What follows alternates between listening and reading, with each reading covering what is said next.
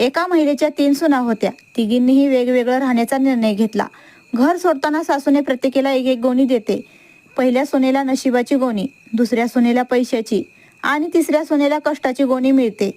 त्या तिघीही आपापल्या वाटेने जातात. पहिल्या सुनेला नशिबामुळे थोड्याच काळात सुखसुविधा मिळतात, पण मेहनतीची सवय नसल्याने ती सर्व काही गमावते. दुसऱ्या सुनेला पैशामुळे मोठ्या सुविधा मिळतात, पण पैशाचा गैरवापर केल्याने ती दिवाळखोरीला सामोरे जाते. तिसऱ्या सुनेने मात्र मेहनत करून स्वतःचं आयुष्य उभारलं आणि ती यशस्वी झाली. काही वर्षांनी सासूंनी तिघींनाही घरी बोलवलं आणि विचारलं, काय काय मिळवलं तिघींनी.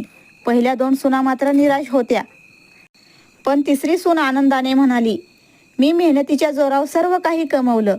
सासू हसत म्हणाली, नशीब आणि पैसा तात्पुरतं असतं, पण कष्ट कायम संपत्ती देतात. या कहाणीशी तुम्ही सहमत असाल तर जाताना रामकृष्ण हरी.